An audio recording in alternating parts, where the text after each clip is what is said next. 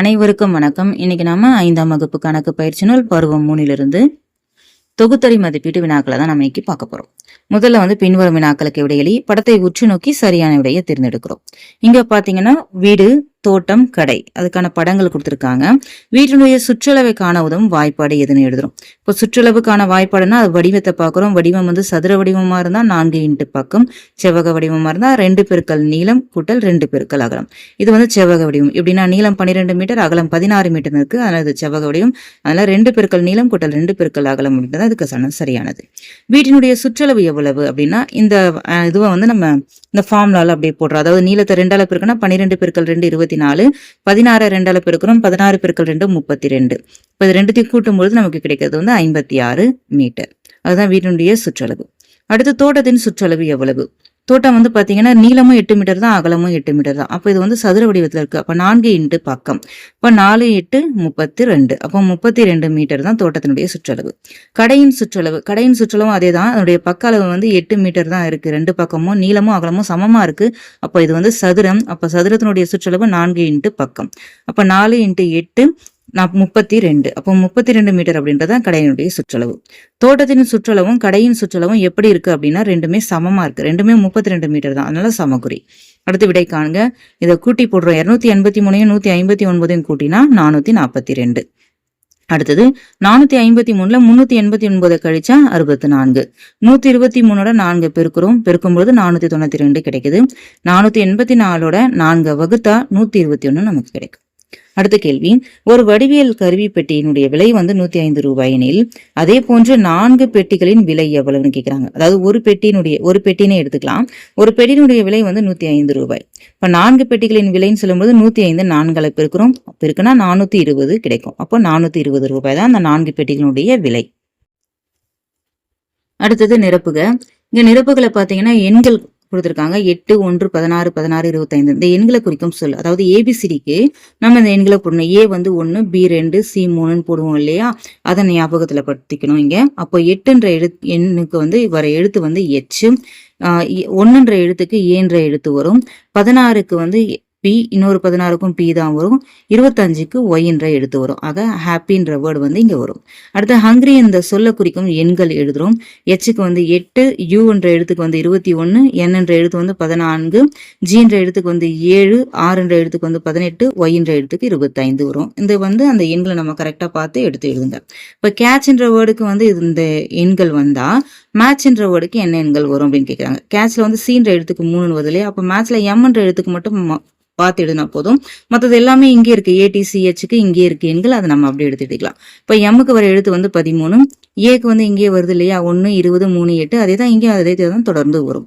அடுத்து லிஃப்ட்ன்ற வார்த்தையில 47 வருது. அதாவது அதனுடைய கூடுதல் அந்த எண்கள் ஒரு எழுத்துக்குனுடைய எண்களை போட்டு அதை கூட்டினா 47 கிடைக்கும். அதே மாதிரி ஜிஃப்ட்ன்ற வேர்டுக்கு என்ன எண் கிடைக்குது அப்படின்னு கேக்குறாங்க. அப்ப இதை நம்ம ஈஸியா எப்படி போடலாம்னா இதுல என்ன எழுத்து மட்டும் மாறி இருக்கு பாருங்க. இதுல எல், இங்க ஜி மாறி இருக்கு. மத்த 3 எழுத்துக்களும் அதே தான். அப்ப அதே எண்கள் தான் வரும். இப்ப எல்லுக்கு 12ன்னு வருது. இப்ப ஜிக்கு 7 வருது. இது எவ்வளவு குறைஞ்சிருக்குன்னா 5 குறைஞ்சிருக்கு. அப்ப 47ல 5 கழிச்சிடுங்க. அப்ப 42.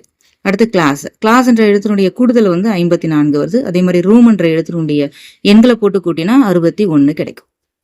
அடுத்து விடை தருக.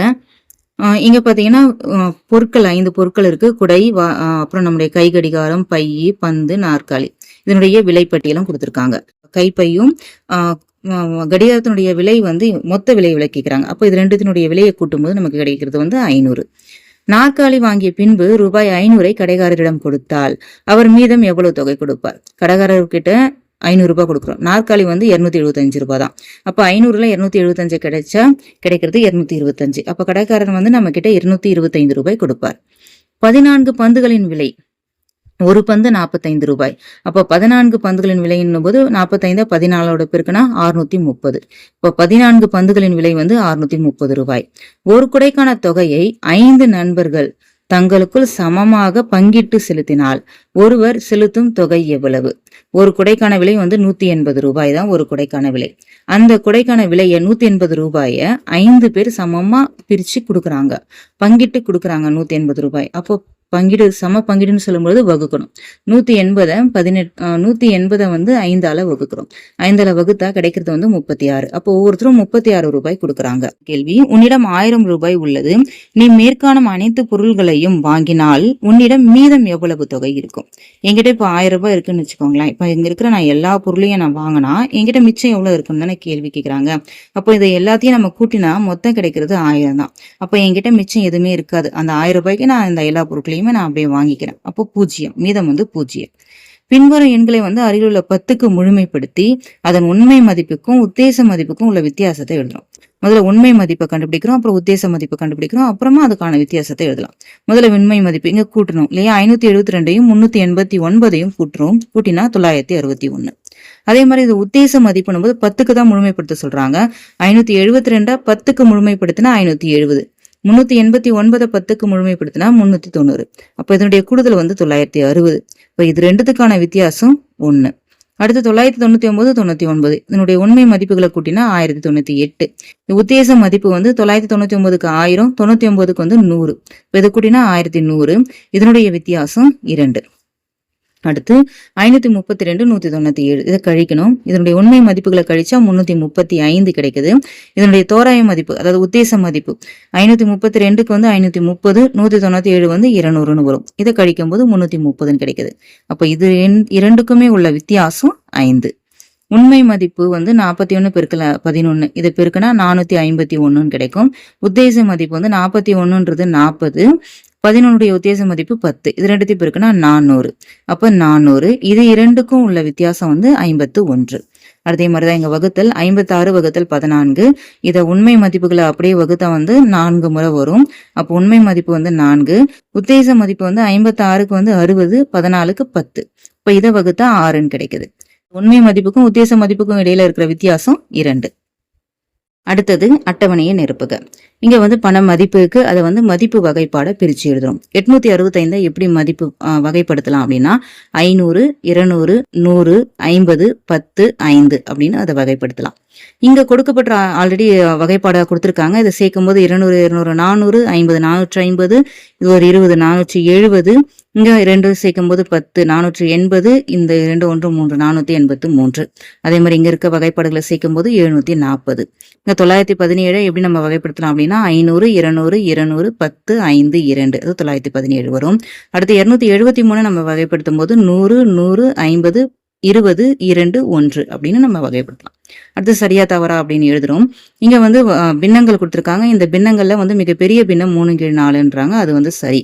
ஏன்னா இந்த பின்னங்களை நீங்க பாத்தீங்கன்னா மேல வந்து தொகுதி தான் சமமா இருக்கு, பகுதி வந்து எதுவுமே சமமா இல்ல. இதை நம்ம எப்படி இதுல கண்டுபிடிக்கிறது அப்படின்னா ஈஸியா ஒரே ஒரு மெத்தட் தான். இப்போ 6 மொத்தம் 6 பங்குல நீங்க 3 பங்கு எடுத்துக்கிறீங்கன்னு வச்சுக்கோங்களேன். அப்படின்னு எடுத்துக்கோங்க. 6ல நீங்க 3 எடுத்தீங்கன்னா அப்ப நீங்க எவ்வளவு எடுப்பீங்க? சரி சமமா பாதிக்கு பாதி எடுப்பீங்க. மொத்தம் 6 பீஸ் இருக்கு, அதுல நீங்க 3 பீஸ் எடுத்துக்கிறீங்க அப்படின்னு எடுத்துக்கோங்க. அடுத்ததுல வந்து 5, மொத்தம் 5 பங்கு இருக்கு. 5 பங்குல இருந்து நீங்க ஒரு 3 பங்கு எடுத்துக்கிறீங்க. அப்ப எது இது ரெண்டுத்துல எது அதிகமா இருக்கு அப்படின்னா இது பாதி தான். 6ல 3 எடுக்கிறீங்க, அப்ப அது பாதி தான் வருது. இங்க 5ல வந்து 3 எடுத்துக்கிறீங்க, பாதிக்கு மேலேயே நீங்க எடுத்துக்கிறீங்க. சரி, ஓகே. அடுத்து வந்து பாத்தீங்கன்னா 4, மொத்தம் 4 பங்குல 3 பங்கு நீங்க எடுத்துக்கிறீங்க. அப்போ கிட்டத்தட்ட 3/4 நீங்களே எடுத்துக்கிறீங்க. அப்போ அடுத்தது வந்து 9ல 3 எடுக்கிறீங்க. 9 மொத்தம் 9 பங்குல ஒரு 3 பங்கு மட்டும் தான் நீங்க எடுக்கிறீங்கன்னு வச்சுக்கோங்க. அப்போ அதுல 3ல ஒரு பாகம் தான் நம்ம எடுக்கிற மாதிரி வருது. அடுத்து 7 பங்குல 3 பங்கு எடுக்கிறீங்க. இப்ப இதுல பாத்தீங்கன்னா உங்களுக்கு எந்த பின்னத்துல நீங்க எடுக்கும் பொழுது உங்களுக்கு அதிகமான கிடைக்குது அப்படின்னு பாத்தீங்கன்னா இங்க 3/4, அதாவது 4ல் 3ன்றது தான் வந்து அதிகமா இருக்கும். அப்ப இதுதான் மிகப்பெரிய பின்னம். இந்த மாதிரி நீங்க வந்து பார்த்துக்கலாம். அடுத்தது பாத்தீங்கன்னா பகுதி எல்லாமே ஒன்னா தானே இருக்கு. அப்ப தொகுதியில சின்னது எதுன்னு பாத்தீங்கன்னா இங்க 6. அப்ப அதுதான் வந்து மிக சிறிய பின்னம். ஆனா இங்க கொடுத்திருக்கிறது 10/11, அதாவது 11ல 10ன்னு கொடுத்திருக்காங்க. அப்ப இது வந்து தவறு. அடுத்து 15ல 8, 15ல 2, 15ல 9, 15ல 13 அப்படின்னு உங்க பின்னங்கள் கொடுத்திருக்காங்க. இதை ஏறுவரிசைப்படுத்தியும் கொடுத்திருக்காங்க. ஏறுவரிசையில இப்போ இது வந்து சரியா இருக்கு. அப்ப இது வந்து சரி. அடுத்தது 4வது கேள்வி பாத்தீங்கன்னா இந்த குறியீடு வந்து திரும்பி வரணும். ஏன்னா இந்த 4/9, 9ல் 4, 9ல் 5ன்னு பார்க்கும்போது இது வந்து சின்னதுல இருந்து பெருசுக்கு போகுது. அப்ப இது வந்து ஏறு வரிசையில போகுது. ஆனா அவங்க இறங்கு வரிசையில குறிச்சு காட்டியிருக்காங்க. இது வந்து தவறு. அப்ப இது வந்து இங்க வந்து குறியீடு இப்படி வந்திருக்கணும், இந்த மாதிரி வந்திருந்தா சரி. ஆனா இங்க குறியீடு மாறி வந்திருக்கு, அதனால இது வந்து தவறு. அடுத்து இந்த பின்னங்களுடைய மிக சிறிய பின்னம், இங்க வந்து பகுதிகள் எல்லாமே சமமா இருக்கு. அப்ப தொகுதியில மிக சிறிய எண் எதுவோ அதுதான் சிறிய பின்னம். அப்போ இங்க 1 1 கீழ் 7 7ல் 1 அப்படின்றது தான் மிக சிறிய பின்னம். அப்போ அது வந்து சரியானது. அடுத்து 8வது கேள்வி, விடை எழுதுக, விடை காண்க. அதாவது நீளம் அகலம் உயரம், நீளம் 5 சென்டிமீட்டர், அகலம் 3 சென்டிமீட்டர், உயரம் 2 சென்டிமீட்டர் கொண்ட ஒரு கனச்செவ்வக பெட்டியினுடைய கன அளவு எவ்வளவுன்னு கேக்குறாங்க. கனலுடைய ஃபார்முலா என்னன்னா நீளம் இன்ட்டு அகலம் இன்ட்டு உயரம், அப்புறம் கன அலகுகள். இதுதான் வந்து அதனுடைய ஃபார்முலா. இப்போ நீளம் வந்து 5, அகலம் 3, உயரம் வந்து 2, கன அலகுகள் வந்து கன சென்டிமீட்டர். பெருக்கும்போது 30 கன சென்டிமீட்டர் கிடைக்குது. அப்போ இதுதான் அந்த கனச்செவ்வக பெட்டியினுடைய கன அளவு 30 கன சென்டிமீட்டர். அடுத்து விடுபட்ட அளவுகளை நிரப்புறோம். நம்ம நீளம் அகலம் உயரம் 3ஐயும் பெருக்கினா நமக்கு கிடைக்கிறது கன அளவு. இப்போ இது 3ஐயும் நமக்கு கிடைக்கும்போது 2 2 4 4 2 8, அப்போ 8 கன சென்டிமீட்டர். கணக்கு பார்த்தீங்கன்னா 8 சென்டிமீட்டர் 4 சென்டிமீட்டர் 2 சென்டிமீட்டர் கன அளவு கொண்ட ஒரு பெட்டியில் அப்படின்னா இதுக்கு என்ன அர்த்தம்னா இது நீளம் அகலம் உயரம். சரிங்களா? ஒரு பெட்டியினுடைய 2 சென்டிமீட்டர் 2 சென்டிமீட்டர் 1 சென்டிமீட்டர், நீளம் 2 சென்டிமீட்டர், அகலம் 2 சென்டிமீட்டர், கன அளவு 1 சென்டிமீட்டர் கன அளவுள்ள எத்தனை அழிப்பான்களை நிரப்ப முடியும்? இது அழிப்பானுடைய அளவு. இந்த அழிப்பானுங்களை ஒரு பெட்டியில நிரப்பணும்னா எத்தனை அழிப்பானை நம்ம வைக்கலாம் அப்படின்னா, அப்ப அதனுடைய எண்ணிக்கைக்கு நம்ம என்ன ஃபார்முலானா பெட்டியின் கன அளவு பை அழிப்பானின் கன அளவு போடணும். பெட்டியின் கன அளவு வந்து இதுதான் 8 பெருக்கல் 4 பெருக்கல் 2. ஏன்னா அந்த ஃபார்முலால போடுவோம் இல்லையா, நீளம் பெருக்கல் அகலம் பெருக்கல் உயரம், அதை நம்ம அப்படியே போட்டுறோம். 8 பெருக்கல் 4 பெருக்கல் 2 கன சென்டிமீட்டர். அடுத்து அழிப்பானினுடைய கன அளவு இந்த 2 பெருக்கல் 2 பெருக்கல் 1 போட்டு கன சென்டிமீட்டர் போடுறோம். இல்லை கேன்சல் பண்ணுறதெல்லாம் கேன்சல் பண்ணுறோம். 2வது வாய்ப்பில் 2 2 இது கேன்சல் ஆகிடும்.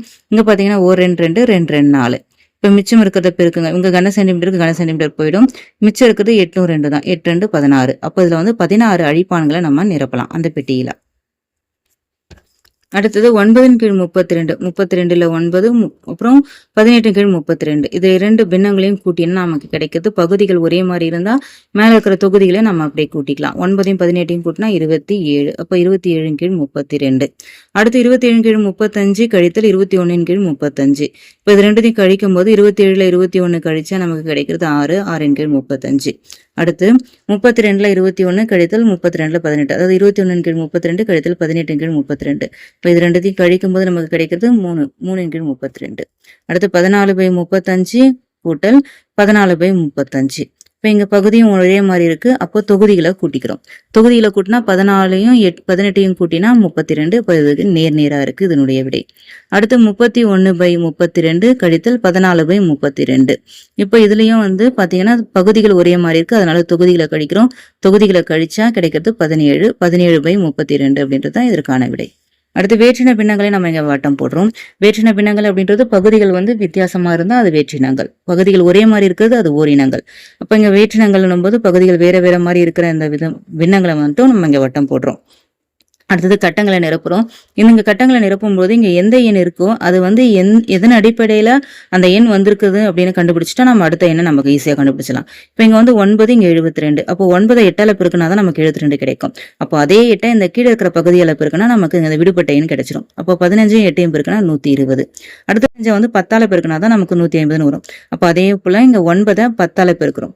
9 10ஆல பெருக்குனா நமக்கு 90 கிடைக்கும். அதே போலதான் இந்த கணக்கும்.